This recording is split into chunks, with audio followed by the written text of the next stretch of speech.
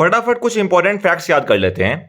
Council of ministers जो responsible होते हैं वो लोकसभा के लिए रिस्पॉन्सिबल होते हैं। आर्टिकल 75 में ये लिखा हुआ है। आर्टिकल 75 में ये भी लिखा हुआ है, याद रखिएगा, मिनिस्टर्स जो होल्ड करते हैं office during the pleasure of president. याद रखिएगा, प्राइम मिनिस्टर के प्लेजर पे नहीं, प्रेसिडेंट के प्लेजर पर। President appoints the prime minister, बहुत इंपॉर्टेंट है। आर्टिकल 75 में लिखा हुआ है कि देश के प्रधानमंत्री को देश के राष्ट्रपति अपॉइंट करते हैं। आर्टिकल 75 में टोटल नंबर ऑफ मिनिस्टर्स जो आपने चुनकर भेजे हैं, कहां पर? लोकसभा के अंदर। तो प्राइम मिनिस्टर के साथ मिलाकर नंबर ऑफ मिनिस्टर्स की जो स्ट्रेंथ है, नंबर्स जो हैं, वो 15% से ज्यादा नहीं होना चाहिए लोकसभा में। आर्टिकल 75 में यह भी लिखा हुआ है। आर्टिकल 74(1) में यह लिखा हुआ है कि काउंसिल ऑफ मिनिस्टर के हेड होते हैं प्राइम मिनिस्टर। बहुत इंपॉर्टेंट है। आर्टिकल 75 में क्या लिखा हुआ था? ये तीसरा पॉइंट, कि प्रेसिडेंट अपॉइंट करते हैं प्राइम मिनिस्टर को, आर्टिकल 75 में। पर 74(1) में यह लिखा हुआ है कि काउंसिल ऑफ मिनिस्टर के हेड होते हैं प्राइम मिनिस्टर।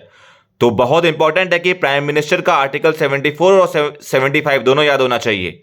पर 74(1) में यह भी लिखा हुआ है कि प्रेसिडेंट कोई भी कार्य करते हैं देश में तो वो काउंसिल ऑफ मिनिस्टर के एडवाइस और सजेशन पे करते हैं। यह भी याद रखिएगा, to aid and advice the president. तो council of minister prime minister को बताते हैं, प्राइम मिनिस्टर फिर प्रेसिडेंट को बताते हैं। चलता रहता है ये आपस में।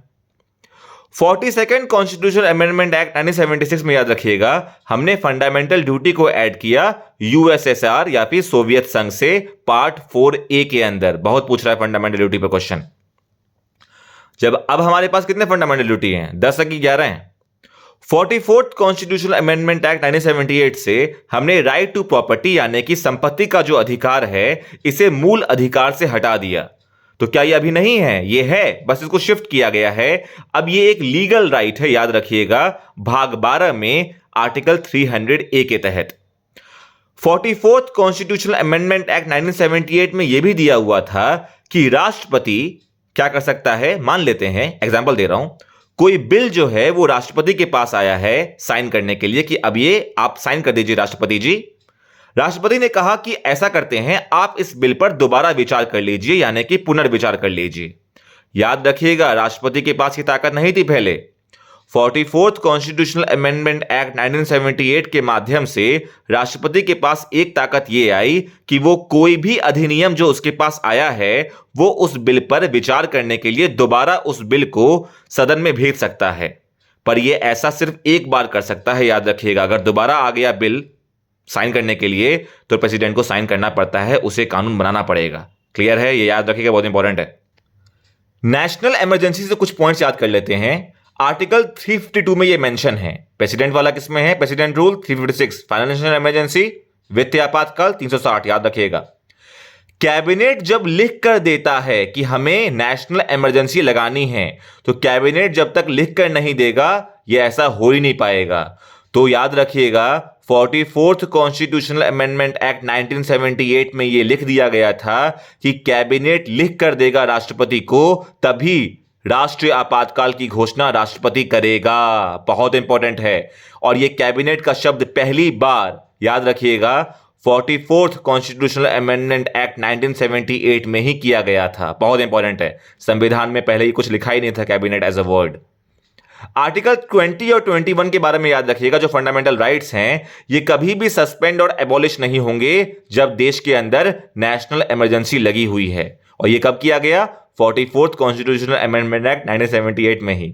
और इसी अधिनियम में किया गया कि अगर आपको राष्ट्रीय आपातकाल लगाना है तो उसका एक मापदंड इंटरनल डिस्टर्बेंस जो हुआ करता था, इसे उड़ा दिया गया।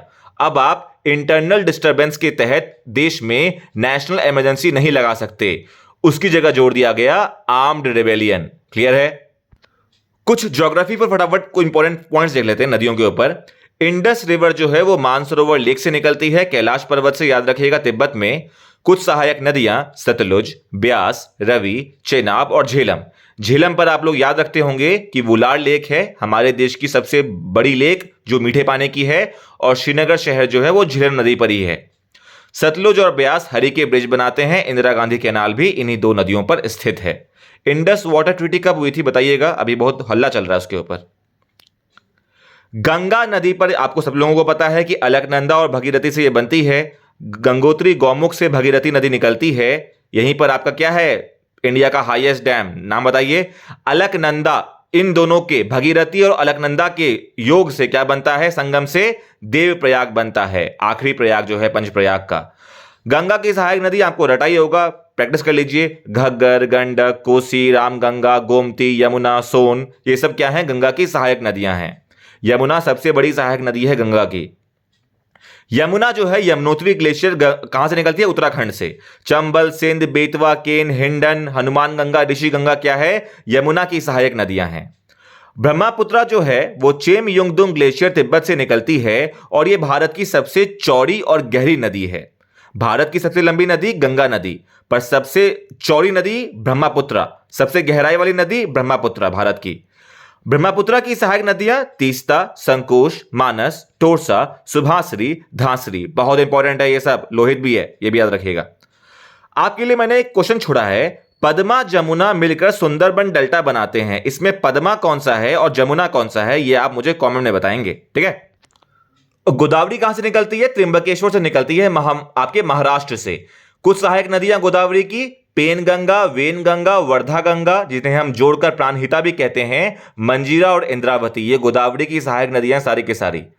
जो कृष्णा नदी है महाबलेश्वर से निकलती है, महाराष्ट्र से, तो गोदावरी और कृष्णा दोनों महाराष्ट्र से निकलती है, त्रिंबकेश्वर, महाबलेश्वर, याद रखिएगा। साउथ गंगा कौन सी है, गोदावरी है, याद रखिएगा, ये भी बहुत इंपॉर्टेंट है। दक्षिण की गंगा भी हम गोदावरी को कहते हैं। कृष्णा आपकी महाबलेश्वर से निकलती है, महाराष्ट्र से। इसकी कुछ सहायक नदियां कोयना, तुंगभद्रा, घाटप्रभा, मालप्रभा, मूसी, भीमा और दूधगंगा। कावेरी नदी कर्नाटका से निकलती है, ब्रह्मगिरी से, याद रखिएगा। अमरावती, अर्कावती, हेमावती, तो ये तो वती वती वती सारा हो गया। हरंगी, शिमसा, लक्ष्मण त्रिथा, मोइल, कब्बानी, भवानी, ये सब क्या है, कावेरी नदियां हैं। इस पर क्वेश्चंस आए हुए हैं, इसलिए मैंने यहां पर लिख दिया है, ठीक है। महानदी जो है वो अमरकंटक से निकलती है, मैकाल रेंजेस से। शिवनाथ, हसदेव, मांद, तेल, ओंग, जोंक और इब नदी, ये इब नदी भी महानदी की सहायक नदी है, आईबी इब। नर्मदा जो है वो अमरकंटक से ही निकलती है, महानदी के साथ, मैकाल की पहाड़ियों से। हलौन, हैरान, बंजर, दूधी, बंडहर, गोई, शक्कर, तवा, बड़ना, कोलार और ओरसांग, ये बहुत इंपॉर्टेंट है सारे के सारे, ये पूछा नहीं हुआ अभी तक।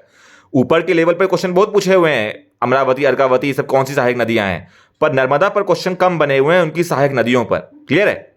ताप्ती नदी पर याद रखिएगा, मुल्ताई फॉरेस्ट से निकलती है, मध्य प्रदेश से। वाकी, गोमई, अरुणावती, अनेर, बोरी, गिरना, पूर्णा, बुरे और मोना, ये क्या है, ताप्ती की सहायक नदियां। इस पर भी क्वेश्चन कम बने हुए हैं, इसलिए मैंने सारे करवा दिए।